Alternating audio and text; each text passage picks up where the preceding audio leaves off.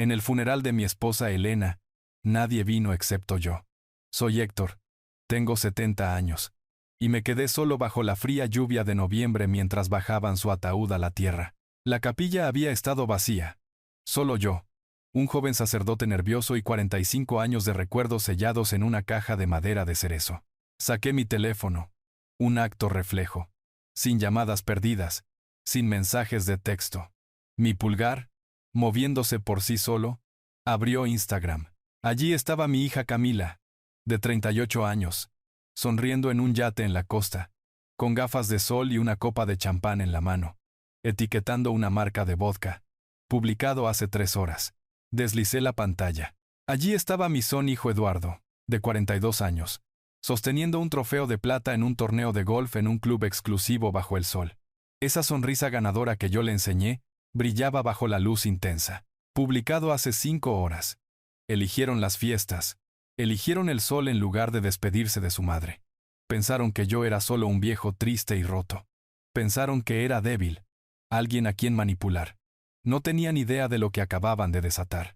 A la mañana siguiente, cuando finalmente sonó el timbre, yo estaba listo. Eran las 10 en punto. Abrí la puerta.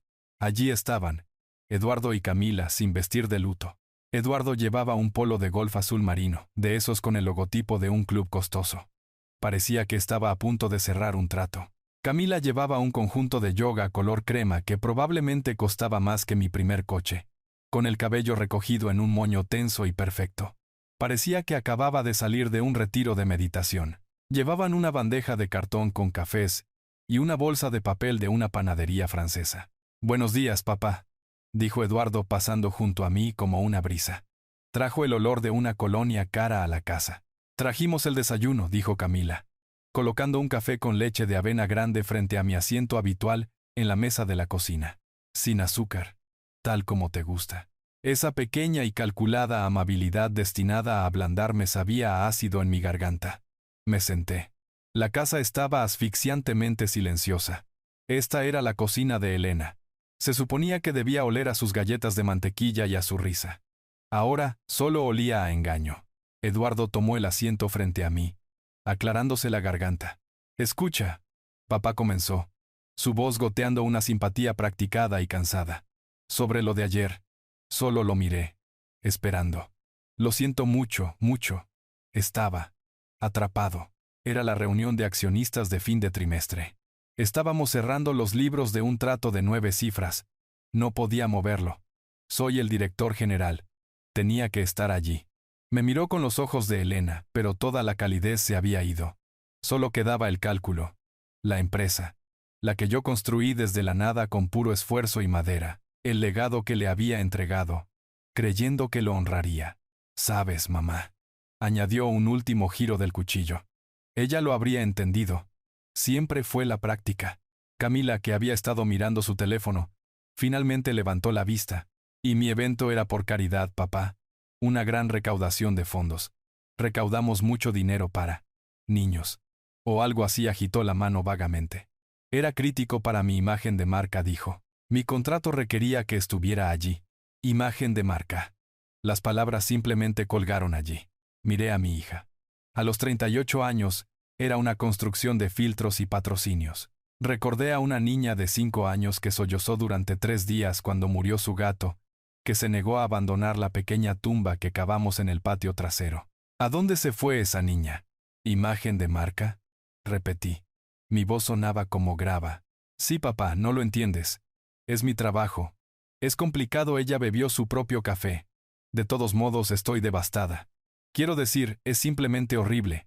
Pasó tan rápido, tan rápido». Elena luchó contra el cáncer durante 8 meses agonizantes. 8 meses de quemaduras químicas, noches de insomnio y esperanzas destrozadas. 8 meses en los que sostuve su mano.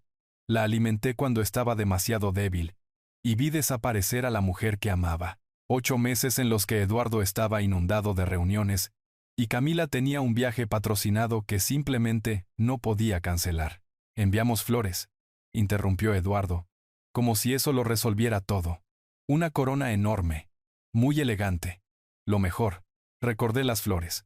Habían sido entregadas a la funeraria. Una cinta brillante decía: de Eduardo y Camila. Ni siquiera se habían molestado en encargarlas personalmente. Papá, tenemos que ser prácticos, dijo Eduardo, su falsa simpatía evaporándose, reemplazada por el borde familiar de la impaciencia. ¿Qué quieres decir? Quiero decir, dijo, lanzando una rápida mirada ensayada a Camila. Necesitamos arreglar el patrimonio, por el bien de la familia. Se levantó, caminó hacia el costoso maletín que había dejado junto a la puerta, y lo colocó sobre la mesa de la cocina. El chasquido de los cierres de latón resonó en la habitación silenciosa. Era el maletín que le había regalado para su graduación de maestría. $2,000 en cuero italiano.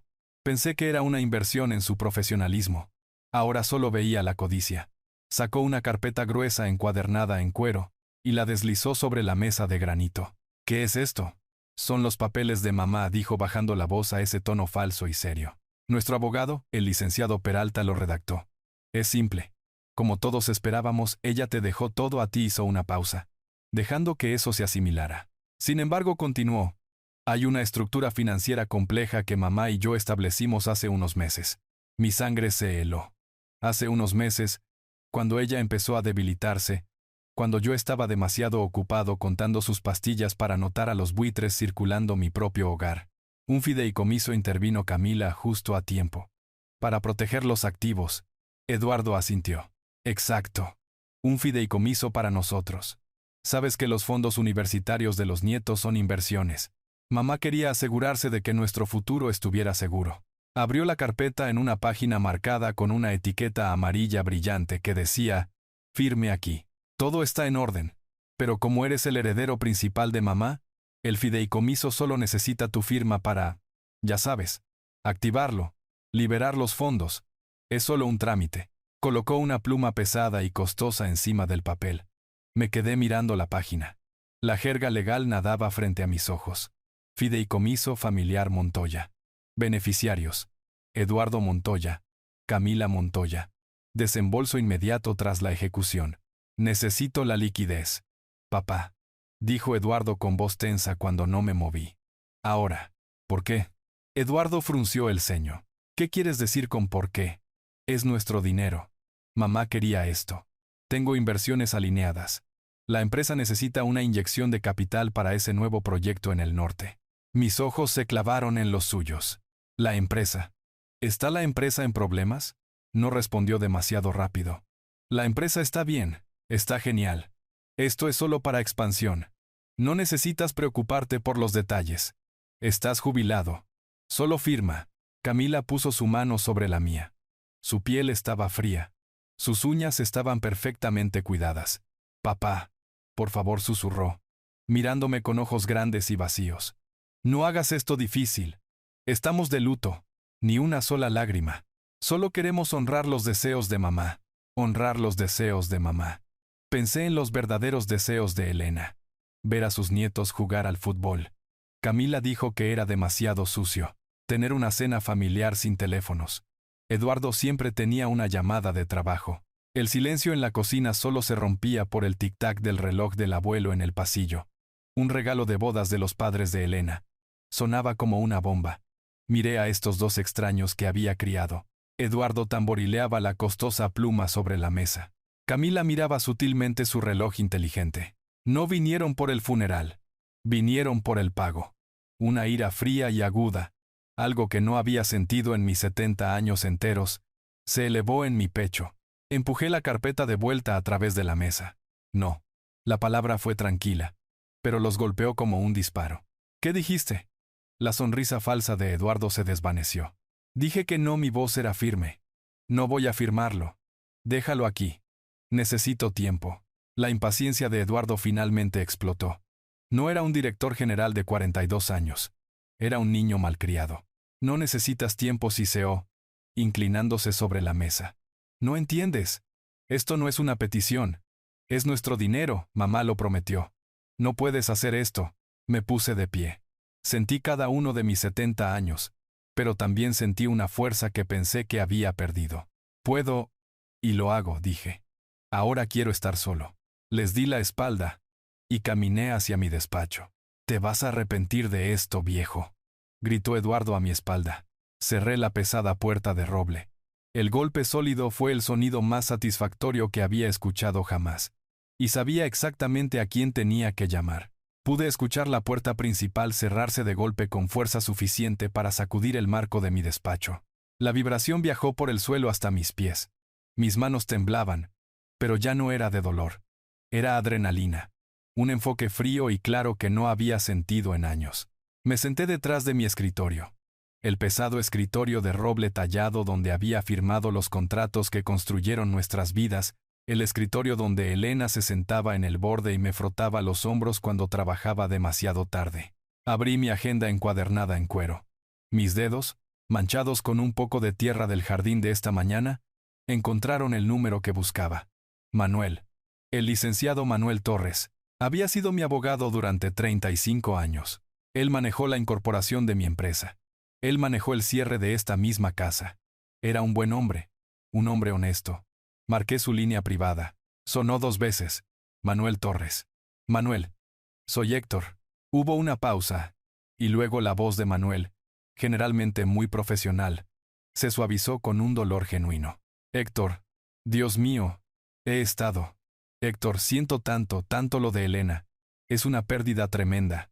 Planeaba llamarte esta tarde. ¿Cómo te mantienes, amigo mío? No estoy seguro.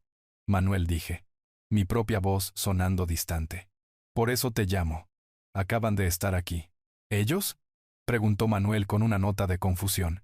¿Eduardo y Camila? Otra pausa. Manuel conocía a mis hijos desde que estaban en pañales. Conocía sus personalidades. Oh, bueno, me alegro de que te estén visitando. Es bueno que no estés solo. No me estaban visitando. Manuel, dije. Trajeron papeles. Expliqué toda la escena. La llegada a las 10 en punto, la ropa de yoga y el polo de golf, los cafés, las disculpas insultantes y casuales por faltar al funeral de su madre, y luego la exigencia. Trajeron un documento, dije, agarrando el teléfono. Un fideicomiso familiar Montoya. Afirmaron que Elena lo estableció con ellos hace unos meses cuando estaba enferma. Dijeron que solo necesitaba mi firma para liberarles los fondos. El silencio al otro lado de la línea era absoluto. Podía escuchar el leve zumbido de la impresora de la oficina de Manuel a lo lejos. «Manuel, ¿estás ahí?» «Estoy aquí, Héctor». Su voz era completamente diferente. La calidez se había ido. Fue reemplazada por el enfoque metálico y agudo de un abogado que acababa de oler un incendio de 5 alarmas. Un fideicomiso establecido hace unos meses. Eso es lo que dijeron. Implicaron que tú sabías todo al respecto, que era solo un trámite. Héctor, dijo Manuel, sus palabras planas y pesadas. Eso es una mentira absoluta. No he redactado ningún documento de fideicomiso nuevo para Elena, ni para ti en más de 5 años, ni para tus hijos, ni para nadie. Mi estómago se apretó. Entonces, ¿qué pasa con el testamento? El que sí redactamos. El testamento es exactamente como lo discutimos, dijo Manuel con voz firme y tranquilizadora. Es simple. Es blindado. Elena te dejó todo a ti, Héctor. El 100%. La casa, la cartera de acciones, las cuentas de jubilación, sus joyas personales. Tú eres el único beneficiario. Tú eres el albacea. Sus hijos solo son nombrados como beneficiarios contingentes en caso de que tú hubieras fallecido antes que ella. Una ola de alivio me invadió tan fuerte que mis rodillas se sintieron débiles. Pero fue seguida por una confusión escalofriante. Entonces, ¿qué era ese documento, Manuel? ¿Qué intentaban hacerme firmar? Suena como dijo Manuel, y pude oírlo caminar, que estaban tratando de hacerte firmar la renuncia a tu herencia, para transferir tus activos, los que acabas de heredar de Elena, directamente a un fideicomiso que ellos controlan. Héctor, ¿firmaste algo? No, dije. No. Les dije que necesitaba tiempo. Les dije que se fueran. Bien. Manuel exhaló un suspiro agudo y repentino. Bien. Gracias a Dios. No firmes nada que te den, Héctor. No pongas tus iniciales en nada. Ni siquiera aceptes otra taza de café de ellos. Esto es profundamente perturbador. Eduardo dijo que necesitaba liquidez. Dije. La palabra sabiendo asquerosa. Dijo que era para la empresa. Para una expansión. La empresa. La voz de Manuel se afiló aún más. Héctor, te ayudé a establecer la estructura corporativa. está diseñada para ser autosuficiente. Tu paquete de jubilación estaba completamente protegido de las operaciones del negocio. Ese era todo el punto. Para protegerte a ti, para proteger a Elena. La implicación de sus palabras colgó en el aire. ¿Protegerme de qué? De mi propio hijo. Manuel, dije. Mi voz tranquila. No vinieron al funeral. Otro silencio.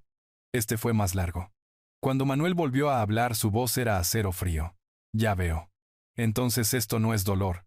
Esto es una acción. Esto es premeditado. ¿Qué hago, Manuel? Pregunté. Mi propia voz sonando delgada. No haces nada, ordenó. Eres un esposo en duelo. Déjame ser el abogado. Voy a hacer algunas averiguaciones. Voy a mirar los registros corporativos. Verificaré con los bancos. Ese documento que trajeron es basura. Estaban tratando de asustarte para que firmaras tus derechos. Hiciste lo correcto al negarte. Pero Héctor se detuvo. El silencio a través de la línea era pesado. Héctor, hay una cosa que me ha estado molestando durante semanas.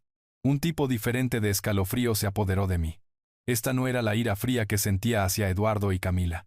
Este era un temor profundo e inquietante. Manuel era mi ancla.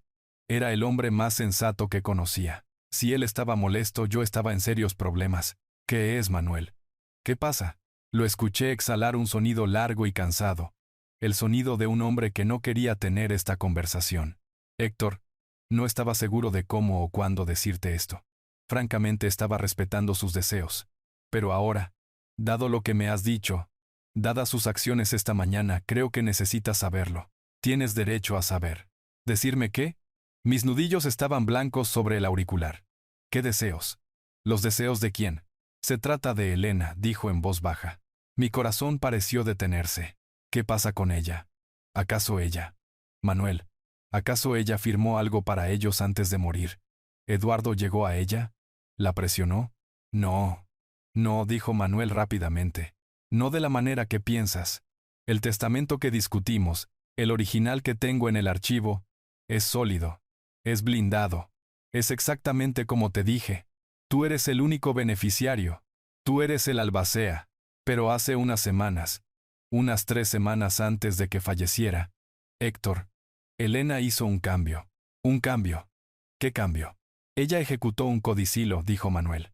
El término legal se sentía ajeno y frío. Un codicilo. ¿Qué es eso? ¿Un anexo? Sí. Una adición formal y legalmente vinculante al testamento existente. No invalida el testamento original, pero puede alterar partes de él, puede agregar nuevas instrucciones, modificar las antiguas o cambiar legados. Una ola de náuseas me golpeó, así que ella cedió ante ellos. Ella lo cambió. Ella les dio el fideicomiso. Ella no me lo dijo. La traición que sentí de mis hijos fue repentinamente eclipsada por esto. Elena y yo no guardábamos secretos. En 45 años, nunca habíamos guardado secretos. Héctor, cálmate, dijo Manuel, su voz aguda tirándome de vuelta. Ese es todo el problema. No sé qué dice el codicilo. Me agarré al borde de mi escritorio de roble. La madera se sentía inestable. ¿Qué quieres decir con que no sabes, Manuel? Has sido nuestro abogado durante 35 años. Has manejado cada parte de nuestras vidas. ¿Cómo puedes no saberlo? Este fue el momento en que pude sentir la tensión vibrando a través de la línea telefónica. Manuel estaba eligiendo sus siguientes palabras con extremo cuidado. Porque ella no me usó a mí, dijo. Su voz era plana y profesional, pero yo lo conocía. Podía escuchar la profunda ofensa personal que intentaba ocultar. Ella fue a otro abogado, Héctor, alguien de quien nunca he oído hablar, una firma con la que no tengo conexión. Todo lo que tengo es un nombre, una tal doctora Díaz. Díaz. El nombre no significaba nada para mí. Sonaba como si viniera de un mundo diferente. Díaz. ¿Por qué? ¿Por qué haría eso? ¿Por qué iría a mis espaldas? A tus espaldas. No lo sé. Héctor, dijo Manuel. Realmente no lo sé. Ella me llamó. Me informó como cortesía profesional que estaba ejecutando un codicilo y que yo no debía involucrarme. Me dijo que era su asunto privado. Su asunto privado. Me levanté de mi silla, raspando violentamente contra el piso de madera. No teníamos asuntos privados, no con dinero, no con nuestra familia. ¿Qué más dijo? Manuel, Dímelo. Manuel respiró hondo. Podía imaginarlo en su oficina pellizcándose el puente de la nariz. Esta es la parte que no te va a gustar, Héctor. Ella fue muy específica. Ella me hizo prometer. Sabía que se estaba muriendo y me hizo prometer que no mencionaría la existencia de este codicilo a nadie. Hizo una pausa, y luego asestó el golpe devastador final. Especialmente no a ti. Las palabras me golpearon como un golpe físico. Especialmente no a mí, no. No decirme. Mi voz se quebró. No hasta que terminara. Manuel continuó. Su voz pesada con el peso de la promesa que se había visto obligado a cumplir. Ella fue explícita. Manuel, me dijo. Si algo me pasa, no debes decirle a Héctor sobre Díaz. No hasta que el funeral haya terminado por completo. No hasta que yo esté bajo tierra. Se le debe permitir llorar primero. Esas fueron sus palabras exactas. Héctor, me hundí de nuevo en mi silla. Mi mente daba vueltas tratando de ponerse al día. Mis hijos estaban tratando de robar mi herencia. Y mi esposa, mi amada Elena, había pasado sus últimos días de agonía, ejecutando una maniobra legal secreta. Un secreto que protegió con un abogado que nunca había conocido, y una promesa que extrajo de mi amigo más antiguo. Un secreto que quería mantener guardado, hasta ahora. Me hundí de nuevo en mi silla. El despacho, mi santuario, de repente se sentía como una trampa. Díaz. Especialmente no a ti. No hasta después del funeral. Las palabras de Manuel resonaban en el silencio asfixiante. Mi mente, entumecida por el dolor esta misma mañana, ahora corría tratando de armar un rompecabezas que nunca supe que existía. Pensé en esas últimas semanas. La cama de cuidados paliativos en la sala de estar. El olor a antiséptico. Y las velas con aroma a vainilla que Elena amaba luchando una batalla perdida. Estaba tan débil, apenas podía sostener un bolígrafo, y mucho menos orquestar una maniobra legal compleja. Sus manos, que yo había sostenido durante 45 años, estaban delgadas, magulladas por las vías intravenosas, y temblaban constantemente. Y yo era un desastre. Estaba tan concentrado en su dolor, en su horario de medicación, en tratar de hacerla sentir cómoda que no vi nada más. Yo estaba, como Eduardo había señalado tan útilmente, demasiado emocional. Lo recordaba claramente ahora. Un martes, hace aproximadamente un mes, Eduardo había aparecido, no con flores, sino con su maletín. Me había encontrado en la cocina luchando por leer la letra pequeña de un nuevo frasco de medicinas. Papá, te ves terrible, había dicho, no sin amabilidad. No puedes manejar todo esto. Déjame ayudar. Me dijo que se haría cargo de la carga financiera. Dijo que yo solo debería concentrarme en mamá. Dijo que se encargaría de las facturas, el seguro, la planificación patrimonial, solo para asegurarse de que todo estuviera en orden. Me dijo que yo estaba demasiado cerca de la situación, demasiado emocional para lidiar con números. Y yo, agotado y roto, le había dado las gracias. Le había creído. Me sentí aliviado de pasar esa carga a sus fuertes hombros de 42 años, los hombros del director general que yo había entrenado. Mi estómago se apretó. Él debe haberla presionado. Por supuesto que lo hizo. La había encontrado sola, débil y vulnerable mientras yo estaba abajo lavando sus sábanas o llorando en el jardín. Debe haber traído sus propios papeles, tal vez incluso ese repugnante documento de fideicomiso familiar, e intentó obligarla a firmar. Podía imaginarlo. Mi hijo, mi propio hijo, de pie sobre su madre moribunda hablando de liquidez y legado. Eso tenía que ser. Ese tenía que ser el secreto. Pero no encajaba. Si Eduardo la había obligado a firmar algo, ¿por qué crearía ella un codicilo secreto? ¿Y por qué usaría a un abogado diferente si estaba tratando de detenerlo? ¿Por qué no simplemente decírmelo? ¿Por qué no decirle a Manuel, nuestro protector de 35 años? ¿Por qué contratar a un extraño? ¿Por qué Elena? ¿Por qué Díaz? ¿Y por qué, en nombre de Dios, era yo de quien ella guardaba el secreto? No devolví la llamada a Manuel, simplemente me senté allí, el nombre Díaz ardiendo en mi mente. Mis hijos eran ladrones. Mi esposa tenía un secreto y yo era el único que no conocía el juego. Encontré la firma Servicios Legales Díaz a través de una búsqueda rápida en línea. No estaba en el distrito de rascacielos donde Manuel tenía su oficina en la esquina. Estaba en un pequeño edificio de ladrillo a 3 pueblos de distancia, encajado entre una panadería y una tintorería.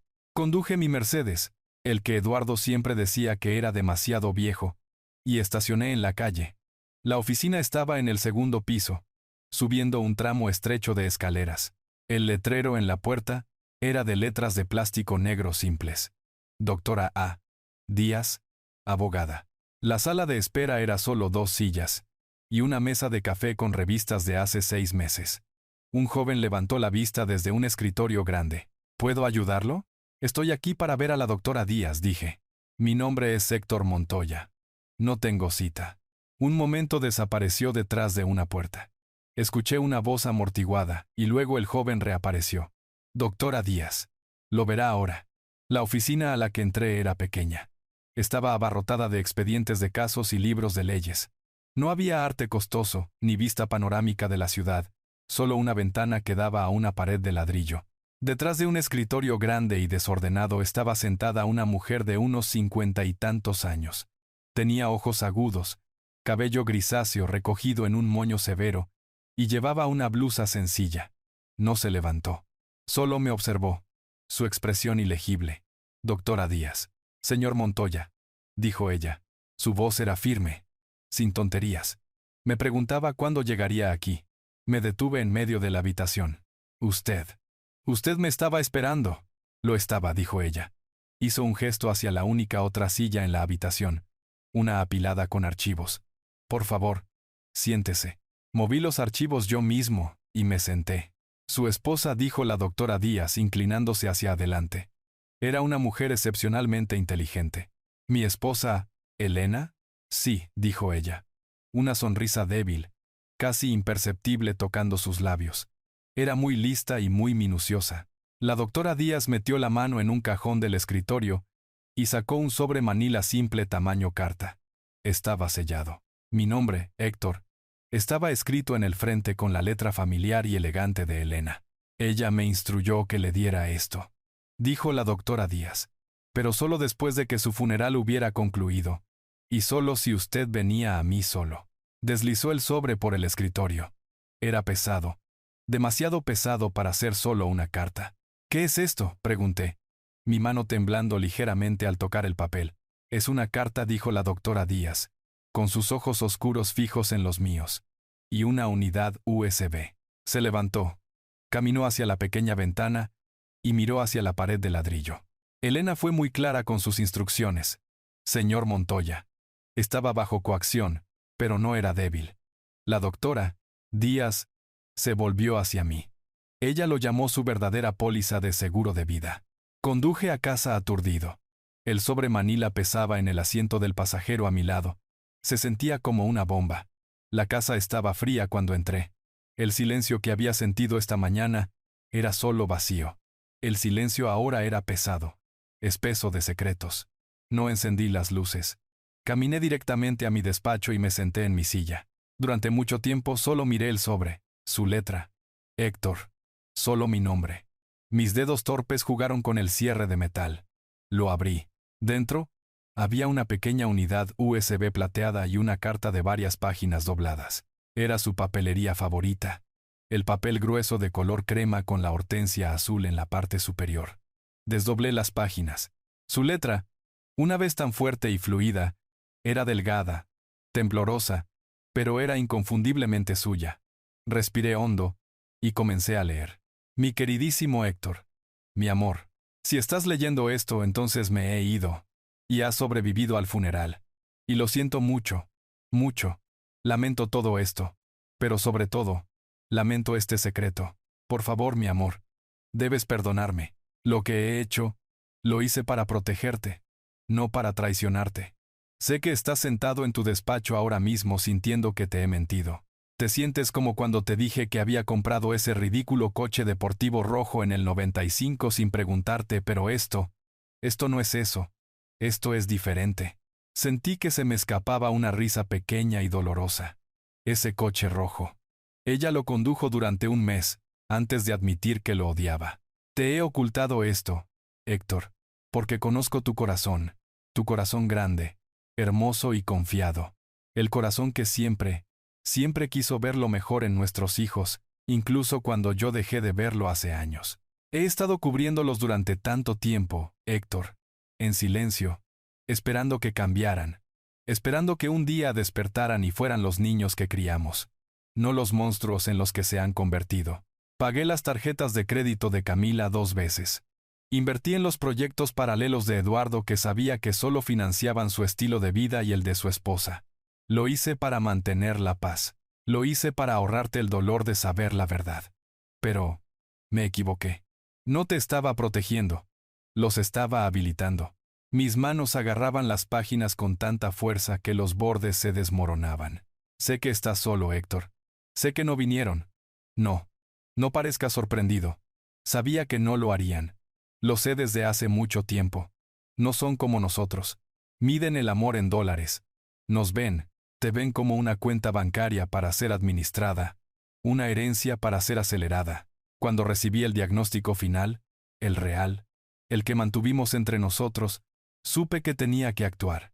Sabía que en el momento en que me fuera, se volverían contra ti. Descenderían sobre ti como buitres exigiendo lo que creen que es suyo. Exigiendo la casa. Exigiendo la empresa, exigiendo el dinero que ganamos nosotros, no ellos. No podía dejar que eso sucediera, Héctor. No podía dejarte indefenso. Y sabía que eras demasiado emocional, demasiado desconsolado para luchar contra ellos. Habrías cedido solo por un momento de paz. Les habrías dado todo solo para que los gritos pararan. Tal como hiciste cuando Eduardo rompió ese jarrón antiguo y culpó a Camila. Siempre quisiste que terminara. Siempre quisiste paz. Así que hice lo que tenía que hacer. En secreto. No podía usar a Manuel. Manuel es tu hombre. Es tu amigo. Te lo habría dicho para protegerte y eso habría comenzado la pelea demasiado pronto. No podía arriesgarme. No podía arriesgarte a ti. Necesitaba a alguien que nunca vieran venir. Alguien de afuera. Alguien duro. Encontré a la doctora Díaz. Ella no es como nosotros, Héctor. Ella no es una pacificadora. Es una luchadora. Y necesitaba una luchadora. Perdóname, mi amor, por ir a una extraña. Pero ella era la única en quien podía confiar esto. La única no cegada por 40 años de historia familiar. La única que vio la situación por lo que era. Abuso financiero. Sabía que vendrían a ti justo después. Sabía que vendrían con papeles. Sabía que te presionarían. Te intimidarían. Tratarían de confundirte en tu dolor. Siento mucho, Héctor, no haber podido estar allí para protegerte de eso. Pero hice la siguiente mejor cosa. Te he dejado un arma. Estoy escribiendo esta carta, pero la verdadera verdad, la prueba, está en la unidad USB. Necesito que seas fuerte ahora, Héctor. Más fuerte de lo que nunca has sido. Lo que estás a punto de ver y escuchar te romperá el corazón. Destrozará hasta el último buen recuerdo que tengas de nuestros hijos, pero debes verlo. Debes entender la verdad. Debes entender lo que hizo Eduardo. Sucedió la semana pasada. Ese martes, estaba tan débil. La enfermera de cuidados paliativos acababa de irse. Habías ido a la farmacia a rellenar mi receta. Te fuiste por menos de 1 hora. Pero fue suficiente tiempo. Eduardo vino. No llamó. Simplemente entró como siempre lo hace. Pero no vino a mi cabecera para sostener mi mano. No me preguntó si necesitaba agua. Entró en la sala de estar donde estaba instalada mi cama y llevaba su maletín de cuero. El que tú le diste. Parecía molesto. Irritado. Como si yo fuera una inconveniencia. Mamá dijo sin siquiera mirarme a los ojos, solo abriendo su maletín en la mesa del comedor. Tenemos un problema. Uno grande. Le pregunté qué pasaba. Pensé que eran los nietos. Él solo se burló. No, no ellos. Es la empresa. Hay algunos problemas de flujo de caja. Yo lo sabía, Héctor. Lo he sabido durante meses. Estabas demasiado ocupado cuidándome para mirar los libros, pero he estado recibiendo las alertas bancarias. Las alertas de la cuenta corporativa. He visto las transferencias bancarias. He visto los cargos. Miles. Luego decenas de miles. Transferencias a cuentas que no reconocía. Pagos a joyerías en Nueva York. Pagos a una empresa de arrendamiento por un coche que sabía que él conducía. Un Ferrari nuevo. Pagos por un condominio en la costa que Camila llama su oficina de marca. Él ha estado desangrándola, Héctor. Desangrando nuestra empresa. La empresa que comenzamos en nuestro garaje. La empresa en la que vertimos 45 años de nuestras vidas, la ha estado tratando como su alcancía personal, para financiar su vida, para financiar toda la patética existencia falsa de Camila. No solo ha estado gastando las ganancias, mi amor, ha estado gastando el capital, ha estado gastando los impuestos de nómina, ha estado gastando el dinero que debíamos a nuestros proveedores. No solo nos ha estado robando a nosotros, Héctor, ha estado robando a todos. Me dijo que la empresa estaba al borde de la bancarrota. Nuestra empresa. Dijo que era una tormenta perfecta de condiciones del mercado y mala suerte. Me mintió a la cara mientras yacía allí muriendo. Le pregunté de cuánto estaba hablando. Finalmente me miró, Héctor, y no había tristeza, ni remordimiento, solo una impaciencia fría y dura. Dijo, no importa cuánto, es mucho. Millones, millones, nuestros millones. Y luego dijo las palabras que me helaron la sangre. Pero tiene solución. Tengo una solución. Solo necesito tu ayuda. Sacó una pila de documentos de su maletín. Una pila gruesa. Y los extendió en mi bandeja de hospital justo sobre la manta. Necesito que firmes esto, dijo. Es solo un trámite. Es una nueva línea de crédito. Un préstamo. Salvará a la empresa. Miré los papeles, Héctor. Mis ojos estaban borrosos por la medicación, pero podía ver el membrete. No era el banco de la empresa. Era un prestamista privado. Un prestamista de dinero duro. El tipo de usureros a los que tú y yo juramos que nunca nos acercaríamos. Y leí los términos. Leí lo que me pedía firmar. No solo estaba apalancando la empresa, Héctor. Me estaba pidiendo que firmara la entrega de nuestra casa. Esta casa. Nuestro hogar. En el que hemos vivido desde 1978. Me estaba pidiendo que firmara la entrega de toda nuestra cartera de jubilación personal, las acciones que manejaste con tanto cuidado, los bonos de los que íbamos a vivir. Todo, Héctor, todo lo que nos quedaba. Quería que firmara todo para ponerlo como garantía de un préstamo de alto interés, para cubrir los millones que había robado. Le dije que no. Dije, Eduardo, no, Eduardo, no lo haré. Esto es de tu padre. Esto es nuestro. Pensé que gritaría. Pensé que suplicaría. Pensé que lloraría. No hizo ninguna de esas cosas. Se puso muy, muy callado. Se inclinó cerca. Tan cerca que podía oler la colonia cara en su camisa. Y su voz era un susurro. Fue el sonido más frío que he escuchado. No entiendes, mamá dijo. Vas a firmar esto. No tienes opción. Me contó. Me contó todo. No solo había estado robando. Había estado cometiendo fraude. Había falsificado nuestros nombres. Había tomado otros préstamos, más pequeños, usando nuestros activos como garantía, sin nuestro conocimiento. Dijo que la empresa iba a incumplir esos préstamos para el final de la semana, y cuando lo hiciera, los bancos encontrarían las falsificaciones. Todo se desmoronaría. La empresa no solo iría a la bancarrota, Héctor, sería una investigación criminal. Y esta es la parte que me mata, mi amor. Esta es la parte que me hizo hacer lo que hice.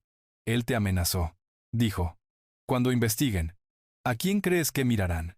¿A mí o al fundador de 70 años que acaba de retirarse, el que tiene su nombre en todo, el que es demasiado emocional para manejar sus propias finanzas? Iba a incriminarte, Héctor. Iba a dejar que tú cargaras con la culpa. Iba a decirle al mundo que tú eras el que había estado robando, que tú eras el que cometió el fraude, que él, Eduardo, había estado tratando de limpiar tu desastre. Dijo. Así que tienes dos opciones, mamá. Firmas estos papeles. Obtenemos el dinero. Pagamos la deuda inmediata y salvamos la empresa. Nadie tiene que saberlo nunca.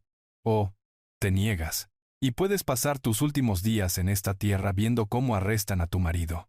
Puedes morir sabiendo que lo enviaste a prisión. Puedes morir sabiendo que dejaste que fuera humillado, llevado a la bancarrota y destruido.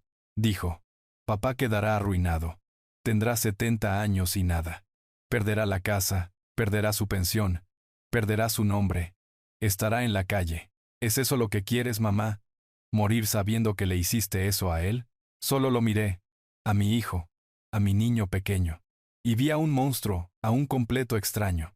Lo tenía todo planeado. Sabía que yo era débil. Sabía que me estaba muriendo. Y lo sabía. Sabía que te amaba más que a nada en este mundo. Estaba usando mi amor por ti como un arma en mi contra. Sonrió, Héctor. Una pequeña sonrisa apretada. Firma los papeles, mamá. Es la única forma de salvarlo. Mi mano temblaba tanto que apenas podía levantar la pequeña unidad plateada. Miré el puerto USB al costado de mi computadora de escritorio. Parecía estar a una milla de distancia. Lo enchufé. La computadora hizo un pequeño y educado sonido. Apareció una ventana. Un archivo. Era solo un archivo. Un archivo de audio. Titulado Martes. Hice clic en él. Los altavoces de mi escritorio, generalmente silenciosos, cobraron vida con un siseo. Primero, hubo un sonido que conocía demasiado bien. El rítmico pitido electrónico. Bip, bip, bip, del monitor cardíaco de cuidados paliativos. Luego el suave silbido constante del concentrador de oxígeno. Era su habitación.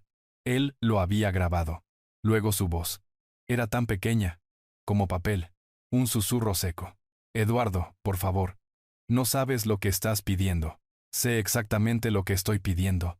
La voz de Eduardo retumbó. Era fría, impaciente.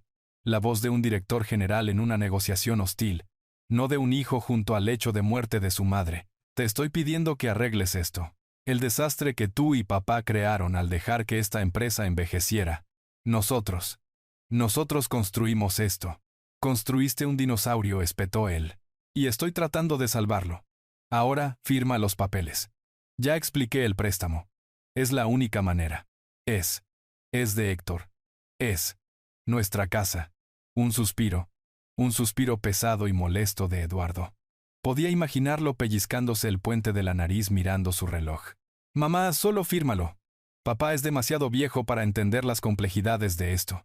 Es demasiado emocional. Solo estorbará. No seas terca. Esto también es por su bien. Hubo un largo silencio. Solo el bip, bip, bip del monitor. Luego su voz casi demasiado baja para escucharla. ¿Y si yo? No. La voz de Eduardo bajó. Perdió su ira. Se convirtió en otra cosa. Algo aterrador. Un tono frío, plano, irrazonable. Entonces morirás sabiendo que destruiste a esta familia. Morirás sabiendo que lo arruinaste a él. Morirás sabiendo que tu terquedad dejó a tu esposo sin hogar y en bancarrota a los 70 años. Tú serás la razón por la que termine en un asilo estatal.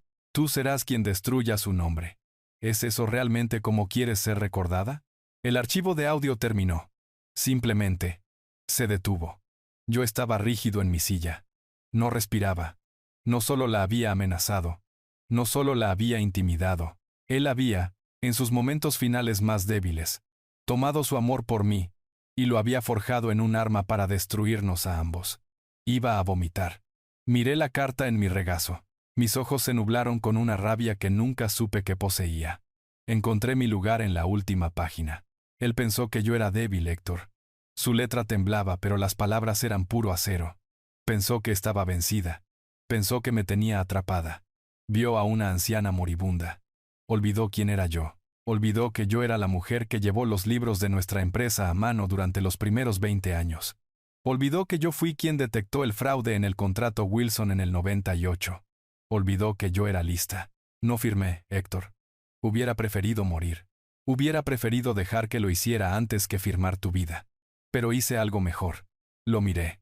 A nuestro hijo. Y hice lo más difícil que he hecho en mi vida. Yo. Fingí estar de acuerdo. Dejé que una lágrima rodara por mi mejilla. Dejé que mi mano temblara. Y susurré. Tienes razón, Eduardo. Tienes razón. Yo no puedo. No puedo dejar que eso le pase a Héctor. Lo haré. Para proteger a tu padre. Firmaré. Le dije. Solo deja los papeles. Estoy tan cansada. Tan cansada. Los firmaré esta noche cuando tenga más fuerza. Lo prometo. Solo vete. Por favor. Déjame descansar. Y me creyó, Héctor. Su arrogancia era tan completa. Su desprecio por mí, por ti, era tan total que me creyó. Me palmeó la mano. Realmente me palmeó la mano y me dijo que estaba haciendo lo correcto para la familia. Me dijo que volvería por la mañana para recoger el papeleo. Se fue. Dejó su maletín.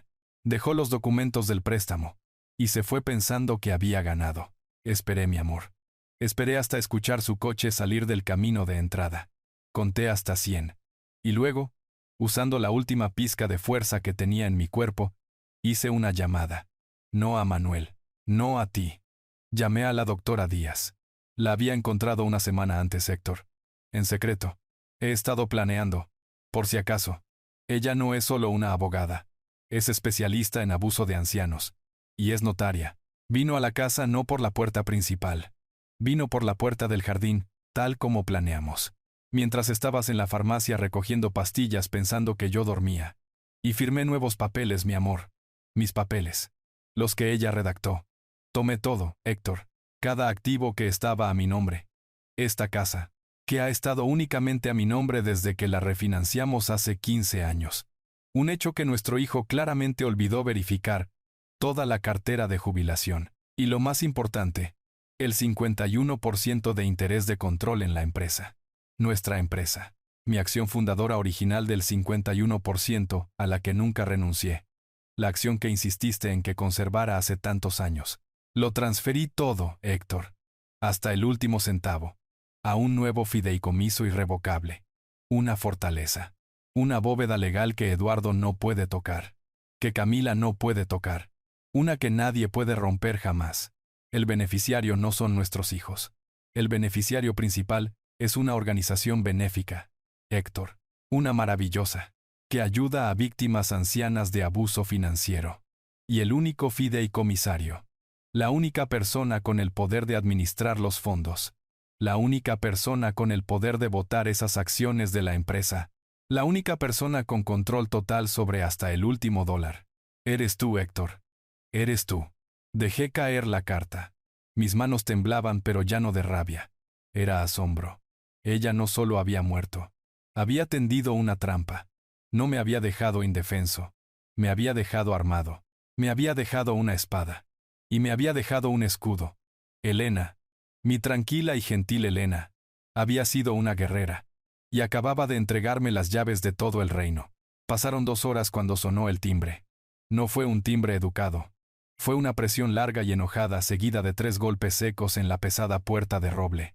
No me moví de mi despacho. Simplemente me senté allí, con la carta de Elena doblada cuidadosamente en mi escritorio. La unidad USB estaba en el bolsillo de mi camisa, un pequeño rectángulo duro contra mi pecho. Ya no era un esposo en duelo, era un albacea. Más golpes. Papá, abre esta puerta. Sabemos que estás ahí. Escuché abrirse la puerta principal de todos modos. Tenían su propia llave. Escuché sus pasos. No los pasos cautelosos, falsos y comprensivos de esta mañana. Eran pasos pesados y enojados. La puerta de mi despacho se abrió de golpe, chocando contra la pared. Eduardo y Camila estaban allí. Las máscaras se habían ido. La cara de Eduardo era de un rojo manchado. Su costoso polo estaba arrugado, su cabello desordenado como si se lo hubiera estado jalando. Camila estaba justo detrás de él, su teléfono aferrado en su mano como un arma. Su maquillaje perfecto arruinado por una mueca de ira. No habían traído más pasteles. ¿Qué demonios es esto?, ladró Eduardo. Ni siquiera entró. Solo gritó desde la puerta. Simplemente lo miré. No me levanté. ¿Firmaste los papeles?, exigió. No dije nada. No estoy jugando. Papá gritó, dando un paso dentro de la habitación. Te dije que necesito esos fondos. Los acreedores están llamando. Estás arruinando mi negocio, estás arruinando mi vida. Camila lo empujó. Su voz era chillona. Papá, solo firma. Deja de ser tan terco. ¿Qué te pasa? Miré a mi hija, mi bonita y mimada hija, la imagen de marca que Elena había estado financiando y para la que Eduardo había estado robando. No tenemos tiempo para que tengas una crisis de viejo, dijo, su voz elevándose. Este es nuestro futuro, nuestra herencia. Mamá quería que la tuviéramos. ¿Lo quería, verdad?, pregunté. Mi voz era tranquila, calmada. Pareció enojarlos aún más. Sí, chilló Camila. Lo quería. Trabajó toda su vida para asegurarse de que estuviéramos cuidados. Merecemos esto. Tengo contratos que cumplir. Eduardo tiene una empresa que dirigir. Tú solo estás aquí sentado jubilado. No necesitas nada de esto. Los vi. Los vi exactamente como Elena los había descrito. Los buitres descendiendo. Merecemos esto. Las palabras resonaron en mi cabeza, mezclándose con el sonido de la voz de Eduardo en la grabación. Morirás, sabiendo que destruiste a esta familia. Estos eran los niños que había criado. Estas eran las personas que había amado. Estás viejo. Papá, dijo Camila, su voz goteando desprecio. Estás confundido por el dolor. No entiendes estas cosas. Solo firma el papel y puedes volver a lo que sea que haces. Ve a jardinear. Llora. Nosotros nos encargaremos de todo. Es nuestro. Nuestro. Papá es demasiado viejo para entender. Las mismas palabras de la grabación habían ensayado esto. Me veían como una pieza de maquinaria defectuosa, un viejo senil que se interponía entre ellos y su dinero. Miré a Eduardo. ¿Los acreedores están llamando?, pregunté. ¿O están llamando las personas a las que robaste? La cara de Eduardo pasó de rojo a blanco. ¿Qué? ¿Qué acabas de decir?, dije y repetí, levantándome lentamente de mi silla. ¿Están llamando los acreedores o son aquellos contra los que has estado cometiendo fraude? Ha perdido la cabeza, dijo Eduardo a Camila, pero sus ojos estaban llenos de un nuevo pánico repentino. No voy a firmar los papeles. Eduardo, dije. Lo harás, rugió. No voy a firmar tu documento de fideicomiso fraudulento. No voy a firmar la entrega de mi casa y no voy a firmar la entrega de mi empresa. Camila soltó un grito frustrado. ¿De qué estás hablando? Ya no es tu empresa. Es de Eduardo y no es tu casa. Es nuestra casa. Crecimos aquí. No puedes simplemente quedártelo todo. Lo merecemos. No dije. La palabra fue fría. Fue definitiva. Eduardo me miró fijamente. El matón en el patio de recreo acababa de recibir un puñetazo en la boca. Estaba aturdido. Tú no puedes, tartamudeó. Te demandaré. Te haré declarar incompetente. Eres un viejo senil y afligido. Ningún tribunal te escuchará. Creo que lo harán, dije. Metí la mano en el bolsillo de mi camisa. Especialmente cuando escuchen a mamá. Miré a Eduardo, a su cara roja contorsionada llena de furia santurrona. Miré a Camila, sus rasgos retorcidos en una máscara de impaciencia codiciosa. Tú no puedes. Eduardo tartamudeó, su mente corriendo para encontrar una nueva amenaza. Te demandaré. Te haré declarar incompetente. Eres un viejo senil y afligido. Ningún tribunal te escuchará. Creo que lo harán, dije. Mi voz era tranquila. Era lo más tranquilo que me había sentido en un año. La niebla del dolor finalmente se había disipado, dejando solo una claridad fría y dura. Metí la mano en el bolsillo de mi camisa. Sus ojos siguieron mi mano. Camila probablemente pensó que estaba buscando un frasco de pastillas. Eduardo solo parecía confundido. Mis dedos se cerraron alrededor del pequeño rectángulo plateado. Lo saqué. La unidad USB. Especialmente dije, sosteniéndolo entre mi pulgar y mi índice. Cuando escuchen a mamá. Camila entrecerró los ojos. ¿Qué es eso? ¿Una memoria USB? ¿De qué estás hablando? Has perdido la cabeza. Los ojos de Eduardo se entrecerraron. Un tipo diferente de emoción parpadeó en su rostro. No ira, no pánico, solo cálculo. Estaba tratando de descifrar el ángulo. Papá, he terminado con esto, dijo, dando un paso adelante. Dame los papeles del fideicomiso. Voy a ir a mi abogado. ¿Has tomado tu decisión?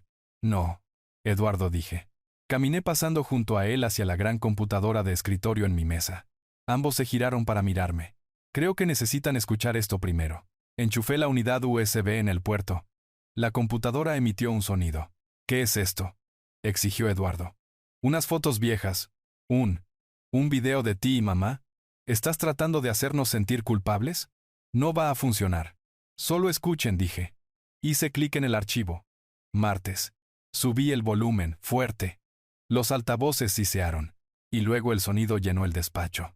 Bip, bip, bip. Camila se estremeció. ¿Qué es eso?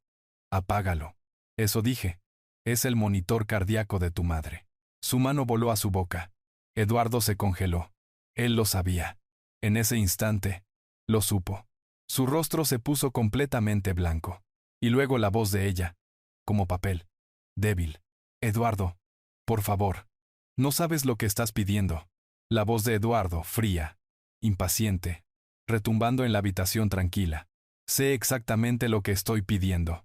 Te estoy pidiendo que arregles esto. El desastre que tú y papá crearon. Camila dejó escapar un sonido pequeño y estrangulado. ¿Es esa? ¿Es esa mamá?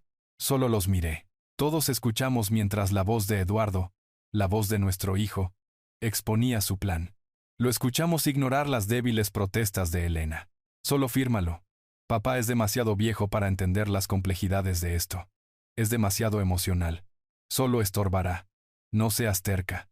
Camila miró a Eduardo. Eduardo. ¿Qué? ¿Qué es esto? ¿Qué hiciste? Él no le respondió. Estaba mirando fijamente esa computadora, a los altavoces, como si pudiera obligarlos a detenerse con su mente. Parecía un hombre viendo su propia ejecución. Y luego llegó el momento. El largo y terrible silencio en la grabación, seguido de la pequeña y temblorosa pregunta de Elena. ¿Y si yo? No. Observé la cara de Eduardo. Cerró los ojos. Sabía lo que venía. Camila miraba de un lado a otro, de mí a Eduardo, su mente aún incapaz de comprender la maldad de ello. Y luego la voz de Eduardo llenó la habitación.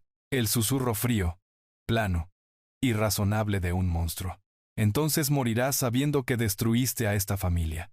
Morirás sabiendo que lo arruinaste a él. Morirás sabiendo que tu terquedad dejó a tu esposo sin hogar y en bancarrota a los 70 años. Tú serás la razón por la que termine en un asilo estatal. Tú serás quien destruya su nombre. ¿Es eso realmente como quieres ser recordada? La grabación se detuvo. El silencio que llenó el despacho fue absoluto. Era más pesado que la lluvia en el funeral. Más pesado que la tapa del ataúd de Elena. Camila estaba sollozando. No lágrimas de dolor. Eran jadeos horrorizados e histéricos. ¡Oh, Dios mío! ¡Oh, Dios mío! Eduardo, ¿qué hiciste? ¿Qué le dijiste? Eduardo no se había movido. Sus ojos todavía estaban cerrados. Respiraba, pero en jadeos cortos y superficiales. El director general se había ido. El matón se había ido. Todo lo que quedaba era un criminal acorralado y aterrorizado. Tú, dije. Mi voz cortando el silencio. Ambos me miraron. No solo faltaron a su funeral, dije, caminando hacia ellos. No solo la ignoraron durante los últimos 8 meses de su vida. Me paré frente a mi hijo. Finalmente abrió los ojos. Estaban muertos. Te paraste sobre tu madre moribunda e intentaste chantajearla. Amenazaste con destruirme. A tu padre. Solo para encubrir el hecho de que eres un ladrón común. No, gimió Camila. Papá. No. Él no lo haría. Eduardo. Dile que no es verdad. Es un falso. Tú lo falsificaste, me chilló. No puede, Camila, dije, porque él estaba allí. Pero cometió un error. Olvidó quién era su madre. Pensó que era una anciana débil y moribunda. Olvidó que ella era una guerrera. Miré de nuevo a Eduardo. Y fallaste. Tú no sabes. Eduardo finalmente susurró, con la voz ronca. No sabes lo que estás haciendo. Destruirás la empresa. Destruirás todo. No, Eduardo, dije, sacudiendo la cabeza. Estás equivocado de nuevo. Tú ya destruiste la empresa. Busqué mi teléfono. Dijiste que ibas a hacerme declarar incompetente. Un viejo senil y afligido, dijiste. Bueno, ese viejo está a punto de hacer una llamada telefónica. Los ojos de Camila se abrieron de par en par. ¿A quién llamas? A la policía, papá. No puedes. Es tu hijo. Es un asunto familiar. No, dije. Esto dejó de ser un asunto familiar cuando amenazó la vida de su madre. Esto ahora es un asunto de negocios. Eduardo levantó la vista. Una nueva esperanza desesperada en sus ojos. Un trato, papá. Sí. Podemos hacer un trato. Podemos arreglar esto. Puedo devolverlo. Puedo dejar de hablar, dije. Él se detuvo. Pareces estar bajo la impresión, dije, de que todavía tienes una empresa, de que todavía tienes un trabajo, de que todavía tienes una sola pizca de poder. Miré a ambos, a sus caras codiciosas y aterrorizadas. Están a punto de descubrir cuán equivocados están. El silencio en el despacho era absoluto. El único sonido era la respiración irregular e histérica de Camila. Estaba mirando a Eduardo, su rostro una máscara de horror pálido y naciente. Todo el color se había ido de su cara. Oh, Dios mío, susurró, su voz quebrándose. Oh, Dios mío. Eduardo, ¿qué hiciste? ¿Qué le dijiste? Eduardo era una estatua. Estaba mirando fijamente la computadora, los altavoces silenciosos, como si pudiera obligarlos a rebobinar el tiempo. Parecía un hombre que acababa de ver arder toda su vida hasta los cimientos. Había estado tan concentrado en atrapar a su madre moribunda, que nunca consideró que ella podría estar atrapándolo a él. Los miré. Mis 2 hijos. Mi hijo, un criminal. Mi hija, su cómplice codiciosa y despistada. Me miraron con los ojos muy abiertos. No solo miraban a su padre, miraban a un extraño, un hombre que nunca habían visto antes, un hombre que tenía todas las cartas. Tú, dije, mi voz cortando el silencio. Era fría. No sentía lástima. No sentía tristeza. No sentía nada más que la resolución acerada que Elena me había dejado. Ambos se estremecieron. No solo faltaron a su funeral, dije, dando un paso hacia ellos. No solo la ignoraron durante los últimos 8 meses de su vida mientras se consumía. Me paré directamente frente a mi hijo. Finalmente abrió los ojos. Estaban muertos, vacíos. Te paraste sobre tu madre moribunda e intentaste chantajearla. Amenazaste con destruirme, a tu padre, solo para encubrir el hecho de que eres un ladrón común. No, gimió Camila, sacudiendo la cabeza violentamente. No, papá, él no lo haría. Eduardo, dile. Dile que no es verdad. Es un falso. Tú lo falsificaste. Me chilló.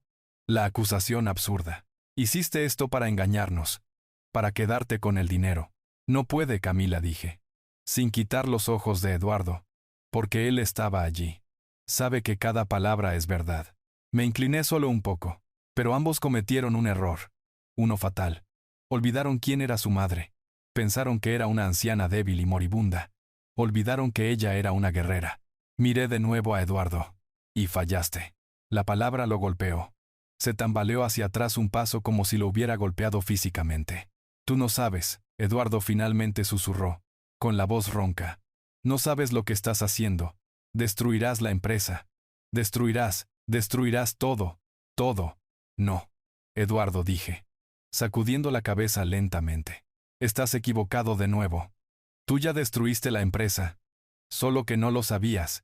La mente de Camila se estaba poniendo al día. Su terror volviéndose rabia mientras trataba de encontrar un ángulo diferente. La carta. Dijiste. La carta de mamá. ¿Qué decía? ¿Qué hizo ella? Ella fue lista. Camila, dije. Mientras tu hermano la amenazaba, tratando de obligarla a firmar la entrega de nuestro hogar para cubrir sus crímenes, tu madre estaba un paso adelante. Dejé que colgaran de las palabras. Ella fingió estar de acuerdo, dije. Le dijo que firmaría sus papeles, y tan pronto como él se fue pensando que había ganado, ella hizo una llamada. Eduardo levantó la vista, sus ojos abriéndose en comprensión. Díaz susurró. Sí, Eduardo. La doctora Díaz. Mientras celebrabas tu victoria, tu madre estaba ocupada. Transfirió todo. Esta casa, toda la cartera de jubilación, y, lo más importante, su 51% de interés de control en la empresa. La cara de Camila se arrugó. Ella lo regaló a la caridad. Nos desheredó. Lo puso todo en un nuevo fideicomiso irrevocable, dije. Una fortaleza legal que no puedes tocar. Que tus acreedores no pueden tocar. Que nadie puede romper jamás. Una risa ahogada y estrangulada escapó de la garganta de Eduardo. Estaba mirando al suelo, sacudiendo la cabeza. Un fideicomiso, dijo. Su voz, ganando una extraña confianza histérica. Un fideicomiso, por supuesto. Me miró, y la muerte en sus ojos fue reemplazada por una chispa arrogante familiar. La rata acorralada estaba contraatacando. Viejo tonto, se burló, su voz goteando lástima condescendiente. Absoluto viejo tonto, ¿no lo ves? Ella te tendió una trampa. Camila lo miró confundida. ¿De qué estás hablando, Eduardo? ¿No lo entiendes? Dijo, una sonrisa salvaje extendiéndose por su rostro. La carta. ¿Qué decía la carta? ¿Quién? ¿A quién hizo fideicomisario, la persona que lo controla todo? No esperó mi respuesta. Él lo sabía. Eres tú, ¿verdad? Se rió. Ella te hizo el fideicomisario. El único administrador. Solo lo miré fijamente. Idiota, gritó, pinchándome con un dedo. ¿Crees que has ganado? No lo has hecho. Eres el fideicomisario. Tienes un deber fiduciario. ¿Crees que puedes simplemente darlo todo a la caridad? No. Nosotros somos los herederos naturales. Somos los beneficiarios de esta familia. Tienes que compartirlo con nosotros. Es propiedad familiar. Ahora caminaba de un lado a otro. El director general de nuevo a cargo. Su mente tejiendo una nueva red de mentiras. No puedes dejarnos fuera. Te demandaré. Demandaré al fideicomiso. Haré que te destituyan como fideicomisario tan rápido. Probaré que eres incompetente. Esa grabación, por favor. Es mi palabra contra la de una mujer moribunda. Estaba tratando de salvar la empresa. Tú eres el que actúa erráticamente. Eres el viejo senil y afligido que está tratando de robar la herencia de sus hijos. Estaba casi sin aliento. Sus ojos brillando con su propia brillantez. Acabas de jugar tu única carta, papá dijo, alisando su polo arrugado. Y fue la equivocada. Estás sosteniendo todos nuestros activos. Y como te dirá tu abogado, estás legalmente obligado a administrarlos para nuestro beneficio. Me miró triunfante. Se acabó. Perdiste ahora. Vamos a llamar a nuestros abogados, y vamos a tener una reunión muy seria sobre tu gestión de nuestro fideicomiso. Se volvió hacia Camila. Vamos, nos vamos. Realmente pensó que había ganado. Su arrogancia era tan profunda, tan absoluta. No podía ver la trampa final. Espera, Eduardo.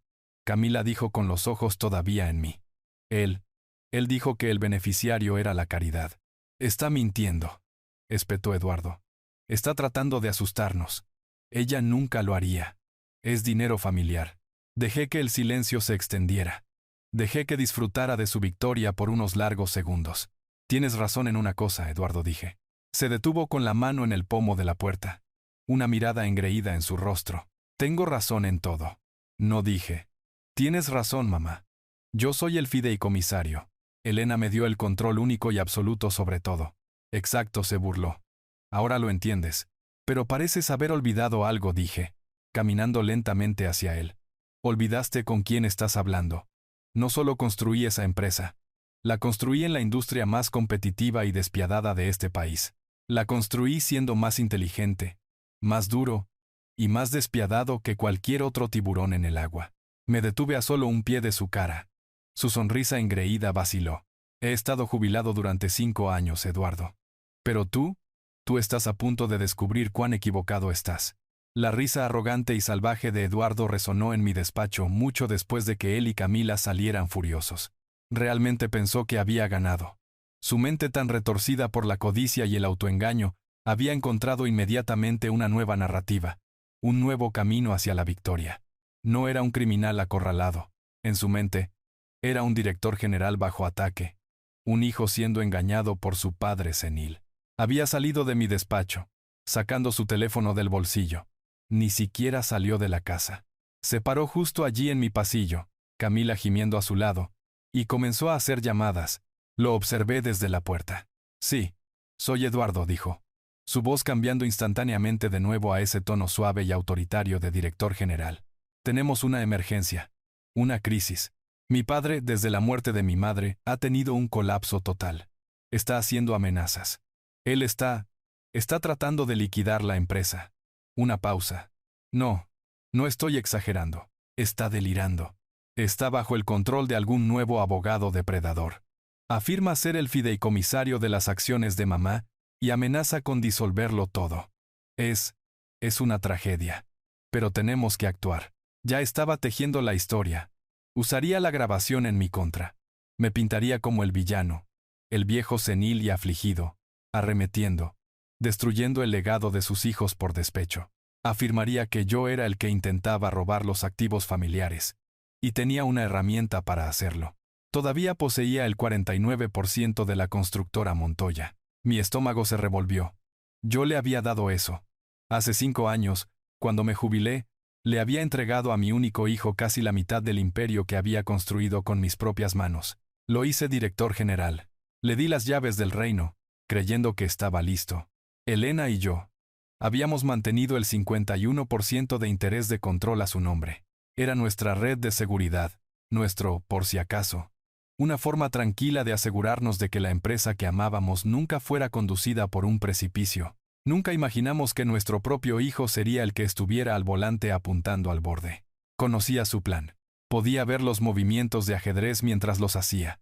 No podía atacar el fideicomiso directamente. Todavía no. Era una fortaleza legal blindada tal como Elena había pretendido. Así que atacaría a la empresa. El único activo dentro del fideicomiso al que todavía tenía acceso.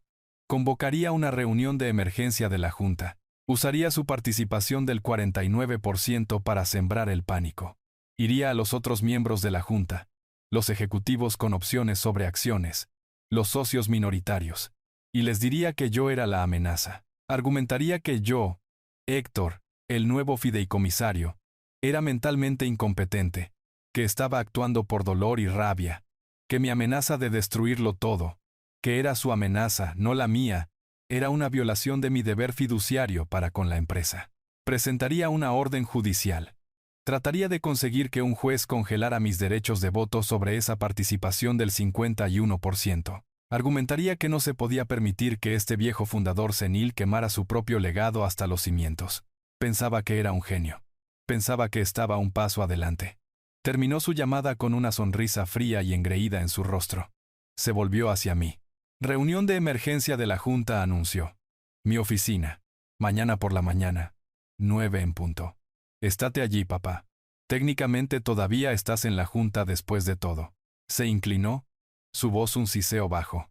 Será la última a la que asistas. Para cuando termine, no podrás firmar un cheque por una taza de café, y mucho menos administrar un fideicomiso multimillonario. Voy a tomar el control. Es lo que mamá realmente hubiera querido. Él y Camila se fueron cerrando de golpe la puerta principal. Me quedé allí en el silencio. Caminaba directo hacia ello. Pensaba que había convocado la reunión. Pensaba que estaba tendiendo la trampa. No tenía idea. El plan de Elena era más profundo que solo un fideicomiso. Ella no solo me había dejado una espada, había preparado todo el campo de batalla. Y él estaba caminando directamente hacia la zona de muerte. La sala de juntas de la constructora Montoya estaba en el último piso. Mi piso. La mesa era una sola losa masiva de caoba pulida que compré hace 20 años. Mi vieja silla, la de cuero de respaldo alto, estaba en la cabecera. Eduardo ya estaba en ella. Parecía todo un director general. Su traje era perfecto. Su cabello era perfecto. Parecía confiado, serio y profundamente preocupado. La sala estaba llena. Los otros miembros de la Junta, Roberto Vargas, nuestro director financiero, Sara Jiménez, nuestra jefa de operaciones, y 2 inversores minoritarios, todos estaban sentados allí luciendo sombríos. Eran personas que conocía desde hacía décadas. Personas que habían estado en mi casa. Personas para las que Elena había cocinado la cena. Todos me miraron cuando entré. No con simpatía. Con lástima y miedo. Eduardo había preparado el escenario perfectamente. Papá, dijo Eduardo, su voz suave, llena de compasión forzada. Gracias por venir. Sé que esto es difícil. No dije una palabra. Solo tomé asiento en el extremo opuesto de la mesa. El asiento reservado para los observadores. La tensión en la habitación era tan espesa que apenas podía respirar. Roberto Vargas, nuestro director financiero, un hombre con el que había jugado al golf durante 30 años, ni siquiera me miraba a los ojos. Sara Jiménez solo miraba su bloc de notas. ¿Le creyeron? Muy bien, dijo Eduardo, golpeando un bolígrafo sobre la mesa. Llamemos al orden a esta reunión de emergencia. Como todos saben, estamos aquí bajo circunstancias extremadamente difíciles. Hizo una pausa, juntó los dedos y miró alrededor de la mesa. Su rostro una máscara de deber solemne. Todos estamos de luto por la pérdida de mi madre, Elena. Ella era el corazón de esta empresa, y el corazón de nuestra familia. Y nadie dijo, volviendo su mirada hacia mí, ha sido golpeado más fuerte que mi padre. Dejó que las palabras colgaran. Amo a mi padre. Pero en los días transcurridos desde el fallecimiento de mamá, ha tenido un colapso severo y comprensible. Una crisis de salud mental que ahora amenaza la existencia misma de esta empresa. Pude escuchar a Sara Jiménez tomar aire bruscamente.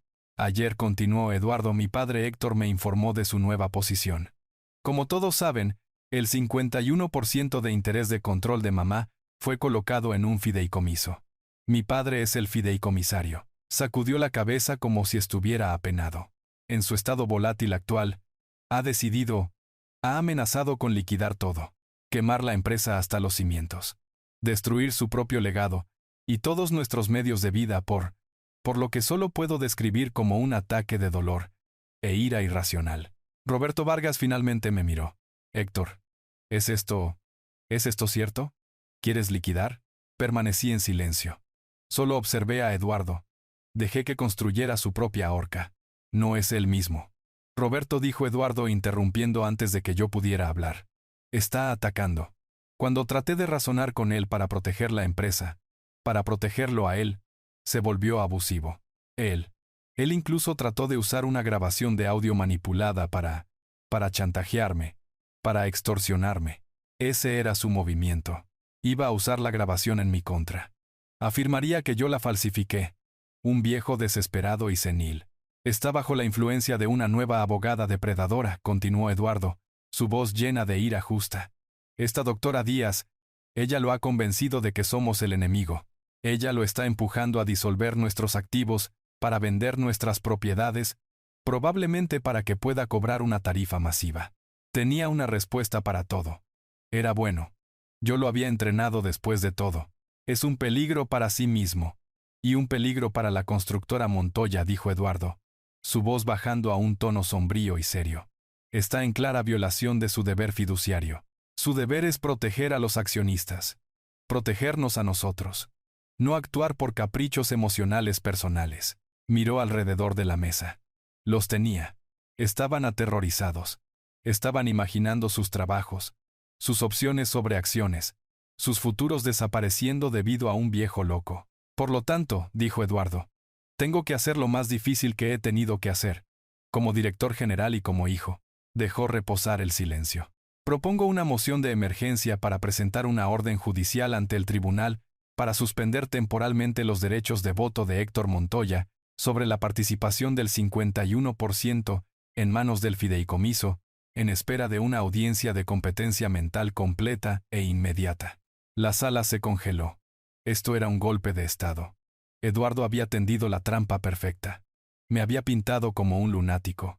Si me levantaba, si gritaba, si mostraba la grabación, si siquiera hablaba de su chantaje, solo estaría probando su punto. Sería el viejo errático y senil obsesionado con una grabación falsa, tal como él había predicho. Me tenía completamente encajonado. Todos los ojos en la sala se volvieron hacia mí. Estaban esperando la explosión. Solo me senté allí, tranquilo. No miré a Eduardo. Solo esperé. Eduardo frunció el ceño. Esto no era parte de su plan. Se suponía que yo debía estar gritando. Papá dijo con una nota de incertidumbre en su voz. ¿Tienes algo que decir? Me incliné hacia adelante solo una fracción. Sí, Eduardo, dije con voz tranquila y clara. Pero creo que esperaré a que llegue mi abogada. La mirada engreída de Eduardo vaciló. ¿Tú, abogada, papá? Esta es una reunión privada de la Junta. No puedes simplemente. Justo en ese momento, las pesadas puertas de la sala de juntas se abrieron de golpe. No era Manuel. No era uno de los abogados corporativos. Era la doctora Díaz. Y no estaba sola. Entró flanqueada por dos hombres altos con trajes oscuros y severos. Llevaban maletines pesados con cerradura. Parecían enterradores. Eduardo, que se había estado inclinando hacia adelante en mi silla triunfante, retrocedió como si lo hubieran golpeado. ¿Quiénes diablos son ustedes? Esta es una reunión privada de la Junta. ¿Seguridad? Camila, que estaba sentada contra la pared justo detrás de su hermano, luciendo engreída, jadeó y se sentó derecha. Están conmigo, dije. La doctora Díaz caminó con calma hasta la cabecera de la mesa. No miró a Eduardo. Miró a Roberto Vargas, el director financiero. Señor Vargas, dijo ella, su voz cortando la tensión. Soy la doctora Díaz, asesora legal del fideicomiso irrevocable Elena Montoya, que a partir de hace 3 semanas es el accionista mayoritario del 51% de esta empresa. Roberto Vargas miró de ella a mí y a Eduardo con total confusión. El fideicomiso, Héctor. ¿Qué es esto? Esto, dijo la doctora Díaz. Es un cambio en la administración. Finalmente volvió sus fríos ojos oscuros hacia mi hijo, que todavía estaba sentado en mi silla. Señor Eduardo Montoya, dijo. Su voz no era fuerte, pero llenó la habitación. Usted no tiene autoridad para convocar esta reunión. No tiene autoridad para sentarse en esa silla, y no tiene autoridad para proponer ninguna moción. Eduardo estalló en una breve risa histérica. Todavía estaba jugando su papel. Sin autoridad, señora, está loca. Soy el director general y soy el mayor accionista individual en esta sala. Poseo el 49%. Estoy dirigiendo esta reunión. Miró a la junta. Esto es exactamente de lo que estaba hablando. Esta es la abogada depredadora. Ella está tratando de tomar el control. La doctora Díaz no sonrió. No levantó la voz. Simplemente colocó su propio maletín delgado sobre la mesa de caoba y lo abrió. Usted era el director general, dijo, y su 49% es irrelevante. Me miró a mí. El señor Héctor Montoya, como único e indiscutible fideicomisario del interés de control, ya ha ejecutado su primera acción presentada ante mí esta mañana a las 8 a.m., antes de que se convocara esta reunión de emergencia suya. Deslizó un solo documento firmado a través de la mesa hacia Roberto Vargas. Roberto lo recogió. Su rostro se puso pálido. ¿Qué? Exigió Eduardo. ¿Qué es? Señor Montoya. La doctora Díaz fijó sus ojos en Eduardo. Usted está despedido. Con efecto inmediato, por mala conducta grave.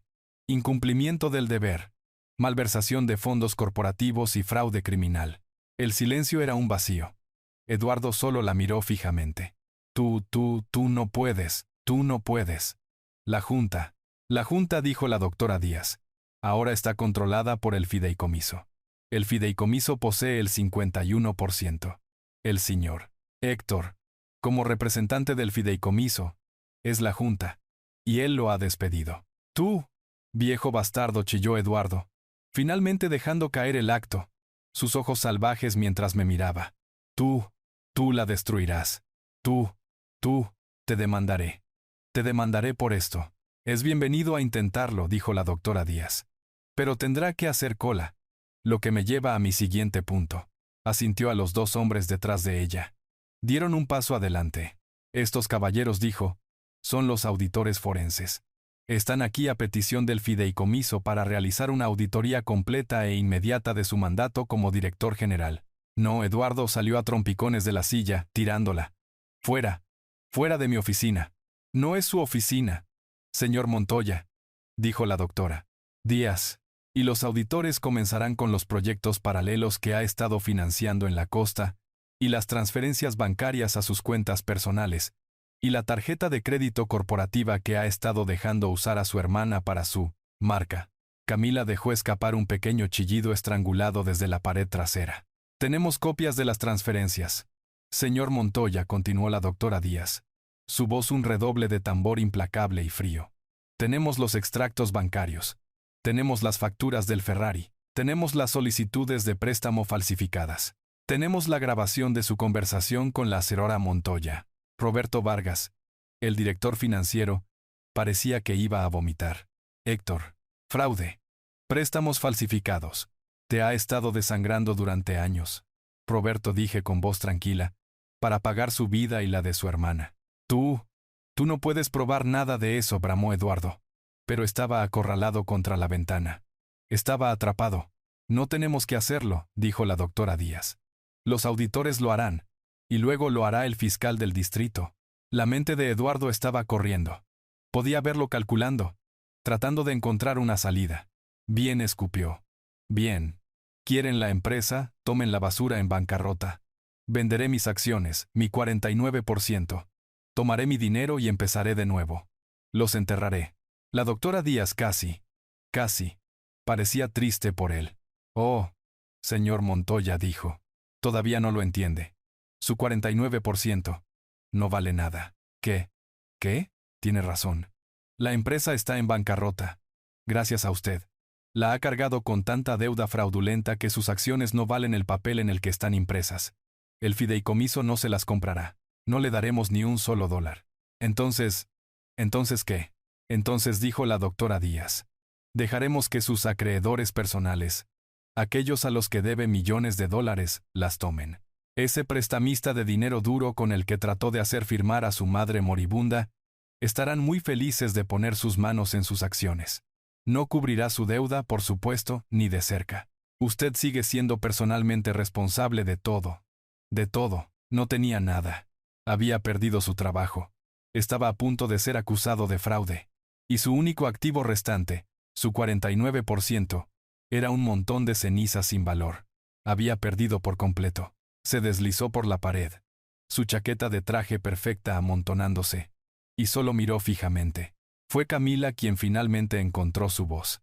Saltó de su silla, su rostro una máscara de incredulidad furiosa y manchada de lágrimas. «No», gritó. «No a la doctora Díaz, sino a mí. No, no puedes. ¿Qué pasa con nosotros, la casa? La casa es nuestra. Crecimos allí. No puedes quitarnos nuestro hogar». La doctora Díaz se volvió hacia ella. Su voz era plana, final. «La casa también es propiedad del fideicomiso.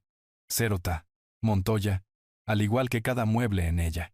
La doctora Díaz miró su reloj. Un reloj sencillo y práctico. «Usted y su hermano tienen 30 días para retirar sus pertenencias personales. Le aconsejaría que empiece ahora». Hizo una pausa y asestó el golpe final y devastador. «Seguridad llegará a la propiedad en 1 hora para cambiar las cerraduras». Sucedió más rápido de lo que podría haber imaginado. Cuando se trata de millones de dólares en fraude corporativo, el sistema no espera. Los auditores del equipo de la doctora Díaz no eran solo contadores, eran cirujanos. No buscaban errores. Estaban siguiendo el mapa preciso y devastador que Elena había dibujado para ellos. En 48 horas, habían congelado todas las cuentas. Las demandas llegaron primero. Una inundación de ellas. El prestamista que Eduardo había tratado de usar contra su madre, presentó una demanda masiva citando los préstamos falsificados anteriores que había tomado. Los proveedores, los que no habían cobrado en 6 meses, presentaron otra. Roberto Vargas y los miembros restantes de la Junta, al darse cuenta de que les habían mentido durante más de 1 año, presentaron su propia demanda por incumplimiento del deber fiduciario y negligencia grave. Pero esas eran solo demandas civiles. La doctora Díaz había sido clara. Este era un asunto criminal. Los auditores presentaron sus hallazgos. Un paquete ordenado y condenatorio de transferencias bancarias, firmas falsificadas, y la grabación de audio del intento de chantaje directamente a la oficina del fiscal del distrito. El crimen de cuello blanco en este estado no se toma a la ligera. No fueron por él a la casa. Fueron por él a su club de golf. Roberto Vargas me llamó. Su voz temblaba, mitad de terror, mitad de asombro. Dijo que arrestaron a Eduardo en el hoyo 9 justo cuando estaba alineando un putt. No lo dejaron cambiarse los zapatos. Lo hicieron caminar con su ridículo polo rosa y zapatos de clavos, justo a través del green cuidado, pasando la casa club, y lo metieron en la parte trasera de un coche de policía simple y sin glamour. El director general, el amo del universo, derribado como un criminal común. Los cargos eran exactamente los que la doctora Díaz había predicho. Múltiples cargos de fraude electrónico, fraude bancario y malversación. No habría fianza fácil. Y luego estaba Camila. Ella pensaba que estaba separada. Pensaba que era solo la hermana, la influencer. No entendía que cuando todo tu estilo de vida está financiado por dinero robado, no eres un espectador inocente. Eres un cómplice. El condominio en la costa, los autos de lujo arrendados, la imagen de marca construida con tarjetas de crédito corporativas, todo fue incautado. Los acreedores en sus propias demandas civiles la nombraron co-conspiradora en el enriquecimiento injusto. Se lo llevaron todo. Su teléfono, una vez su fuente de ingresos, se quedó en silencio. Los acuerdos de marca se cancelaron de la noche a la mañana. Los amigos a los que había llevado a la playa desaparecieron. Se quedó sin nada. Nada más que la ropa que llevaba puesta y una pila de facturas legales que no tenía forma de pagar. Todo su mundo brillante y arrogante, el mundo por el que habían traicionado a su madre, se había evaporado en menos de 1 semana. La sala de juntas quedó en silencio después de que se fueron. Eduardo arrastrando los pies como un hombre roto. Camila llorando histéricamente. Su rímel manchando su costosa blusa de seda. Me quedé allí mucho tiempo, mirando por la ventana de la oficina que yo había construido. 1 semana después, estaba de vuelta en la casa. Los 30 días habían pasado. La casa estaba vacía. No solo silenciosa, vacía. Los encargados de la mudanza del fideicomiso habían ido y venido, llevándose los muebles caros que Eduardo y su esposa habían comprado, el arte llamativo en el que Camila había insistido. Todo lo que yo había empacado era mi propia ropa, mis libros y las fotos de Elena. Las reales de antes. Las habitaciones resonaban. Las encimeras de granito estaban desnudas. Las paredes estaban en blanco, mostrando los contornos descoloridos de donde solían colgar los cuadros. Ya no era mi hogar. Era un activo, una propiedad del fideicomiso que pronto se vendería, y las ganancias financiarían su trabajo caritativo. Debería haber sentido una profunda sensación de pérdida. Debería haber estado desconsolado, un anciano sin hogar tal como Eduardo había amenazado. Pero no lo estaba. Sentí paz, una paz vasta, tranquila y profunda. Finalmente entendí lo que había hecho Elena. No fue venganza. No se trataba solo de protegerme o salvar a la empresa. Este fue su acto final, desesperado y desgarrador de amor. Como madre, sabía que nuestros hijos estaban perdidos.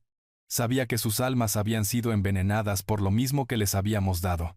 El dinero, el derecho, la facilidad, era una enfermedad. Y sabía que mientras lo tuvieran, nunca sanarían. Simplemente continuarían pudriéndose de adentro hacia afuera. Así que se lo quitó. No solo los desheredó, ella extirpó quirúrgicamente el veneno. Les quitó la empresa, la casa, los fondos fiduciarios, todo el estilo de vida. Les quitó las armas que habían estado usando para destruirse a sí mismos y entre sí. Los había obligado por primera vez en sus vidas a tocar fondo, a enfrentar el mundo sin nada más que las consecuencias de sus propias acciones. No solo lo había hecho para salvarme, lo había hecho tal vez para salvarlos a ellos. Fue un acto terrible, hermoso y despiadado de una madre que no tenía otra opción. Fue su último regalo doloroso. Fui al cementerio al día siguiente. Salió el sol. Era una tarde clara y fresca. Esta vez no estaba solo. La doctora Díaz estaba conmigo a una distancia respetuosa, con las manos cruzadas frente a ella. Coloqué una sola rosa blanca fresca sobre el granito pulido. Elena Montoya, amada esposa. Me quedé allí mucho tiempo. Ella lo sabía, ¿verdad? Dije mitad para mí, mitad para la mujer a mi lado. Ella sabía todo. ¿Cómo se desarrollaría? Que no vendrían. La doctora Díaz se acercó a mi lado. Miró la lápida, no a mí. Ella lo sabía, dijo la doctora Díaz, su voz más suave de lo que jamás la había escuchado. Y ella hizo todo esto para liberarte, Héctor, para que finalmente pudieras vivir. Asentí. Entendí. Salí del cementerio y no miré atrás. Vendí mi Mercedes. Compré un pequeño condominio, no en el sur, sino en la costa del norte. Justo en la costa donde las rocas se encuentran con el agua fría y gris. El lugar del que Elena y yo siempre habíamos hablado. Pero nunca encontramos el tiempo para ir. Puedo escuchar el océano desde mi ventana. No soy un director general. No soy un viudo afligido. No soy un padre fracasado. Solo soy Héctor. Y estoy por primera vez comenzando mi vida. La historia nos enseña una lección dura pero vital. El amor y el respeto no son lo mismo que la confianza ciega. La verdadera fuerza no se trata solo de construir un imperio, sino de tener el coraje de protegerlo incluso de aquellos a quienes amas. Muestra que la arrogancia y la codicia son sus propios verdugos, y que la persona más tranquila y subestimada en la habitación, como Elena, es a menudo la más sabia. Es un poderoso recordatorio de que nunca es demasiado tarde para reclamar tu vida, y que la verdadera paz no se encuentra en la riqueza, sino en la dignidad y el respeto por uno mismo. ¿Qué hubieras hecho tú si estuvieras en los zapatos de Héctor? Déjanos saber en los comentarios de abajo.